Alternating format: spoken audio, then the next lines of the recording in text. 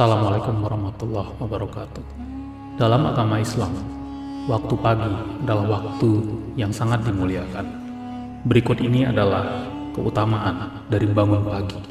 Yang pertama, membuka pintu-pintu rezeki.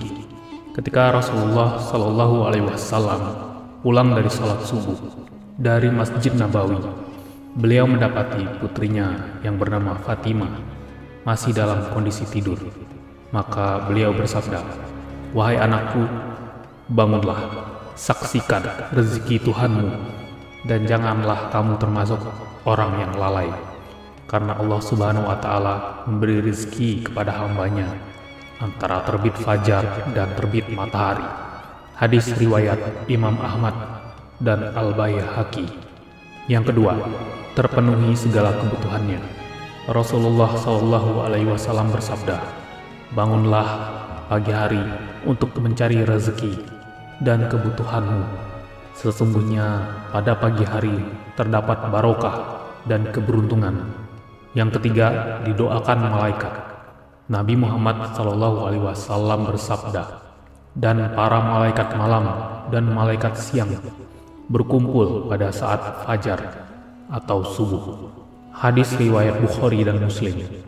Rasulullah Shallallahu Alaihi Wasallam bersabda, "Ia menjelang pagi hari, dua malaikat turun. Yang satu berdoa, 'Ya Allah, karuniakanlah bagi orang yang menginfakkan hartanya tambahan peninggalan.'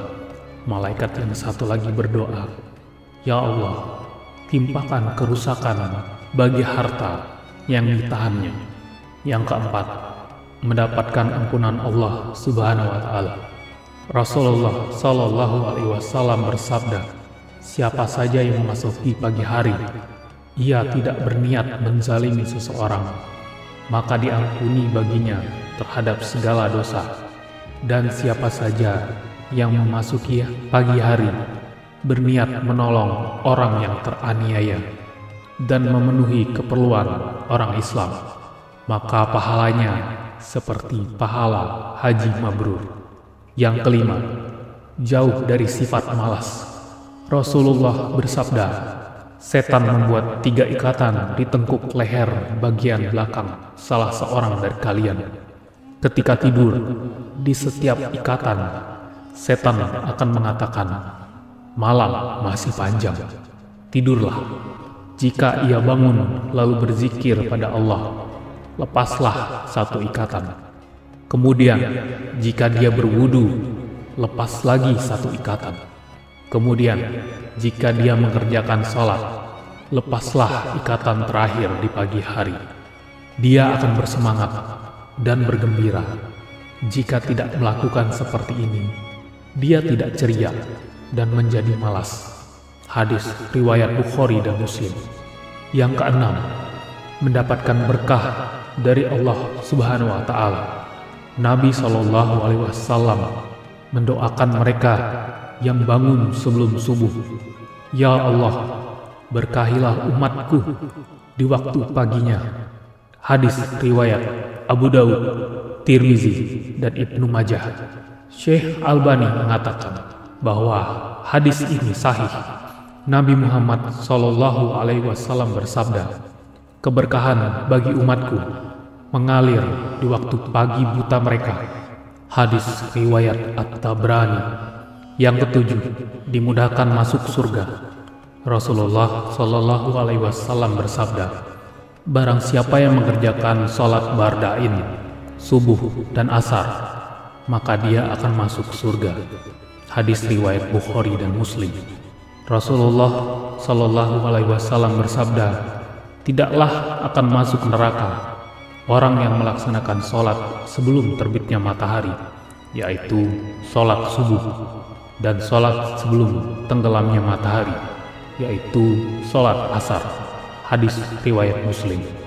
Yang kedelapan, jauh dari kelalaian. Rasulullah bersabda, "Laki-laki itu telah dikencingi setan pada telinganya." Maksud dari dalil tersebut adalah orang yang malas bangun pagi, maka berarti ia adalah orang yang lalai, karena lebih memilih untuk tidur sesuai bisikan setan. Allah Subhanahu wa Ta'ala juga berfirman, "Dan sebutlah nama Tuhanmu dalam hatimu dengan merendahkan diri dan rasa takut, dan dengan tidak mengeraskan suara di waktu pagi dan petang, dan janganlah kamu termasuk orang-orang yang lalai." Quran Surah Al-A'raf ayat 205. Yang kesembilan, mendapatkan rezeki yang luar biasa. Jika bangun pagi lalu melakukan sholat sunnah sebelum sholat subuh, maka insya Allah akan mendapatkan rezeki yang melimpah. Dari Aisyah radhiyallahu anha, Nabi SAW bersabda, 2 rakaat salat fajar sebelum subuh lebih baik daripada dunia dan seisinya. Hadis riwayat Muslim. Yang ke-10, waktu yang baik untuk mulai beribadah.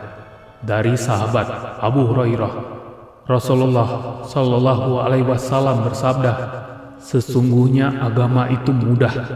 Tidak ada seorang pun yang membebani dirinya di luar kemampuannya, kecuali dia akan dikalahkan. Hendaknya kalian melakukan amal dengan sempurna, tanpa berlebihan dan menganggap remeh. Jika tidak mampu berbuat yang sempurna, maka lakukanlah yang mendekatinya. Perhatikanlah, ada pahala di balik amal yang selalu dilakukan terus-menerus. Lakukanlah ibadah secara rutin di waktu pagi dan waktu setelah matahari tergelincir, serta beberapa waktu di akhir malam." Hadis riwayat Bukhari. Yang ke-11, lebih baik daripada dunia beserta isinya. Allah Subhanahu wa Ta'ala berfirman, "Maka sabarlah kamu atas yang mereka katakan, dan bertasbihlah dengan memuji Tuhanmu sebelum matahari terbit dan sebelum terbenamnya, dan bertasbih pulalah pada waktu-waktu di malam hari dan pada waktu-waktu di siang hari, supaya kamu merasa senang." Quran Surah Toha ayat 130. Allah Subhanahu wa Ta'ala kembali berfirman, "Maka bersabarlah kamu terhadap apa yang mereka katakan, dan bertasbihlah kamu sambil memuji Tuhanmu sebelum terbit matahari dan sebelum terbenamnya." Quran Surah Qaf ayat 39. Yang ke-12, mendapatkan perlindungan dari Allah Subhanahu wa Ta'ala. Rasulullah SAW bersabda, "Barang siapa yang menunaikan sholat subuh, maka ia berada dalam jaminan Allah. Maka jangan coba-coba membuat Allah membuktikan janjinya. Barang siapa yang membunuh orang yang menunaikan sholat subuh, Allah akan menuntutnya, sehingga ia akan membenamkan mukanya ke dalam neraka." Hadis riwayat Muslim, Tirmizi, dan Ibnu Majah. Yang ke-13, bisa melihat Allah Subhanahu wa Ta'ala di hari akhir. Dari Jarir bin Abdullah radhiyallahu anhu, "Kami sedang duduk bersama Rasulullah SAW. Ketika melihat bulan purnama, beliau berkata, 'Sungguh kalian akan melihat Rabb kalian sebagaimana kalian melihat bulan yang tidak terhalang dalam melihatnya. Apabila kalian mampu, janganlah kalian menyerah dalam melakukan sholat sebelum terbit matahari dan sholat sebelum terbenam matahari, maka lakukanlah." Hadis riwayat Bukhari dan Muslim. Demikianlah, semoga bermanfaat. Wassalamualaikum warahmatullahi wabarakatuh.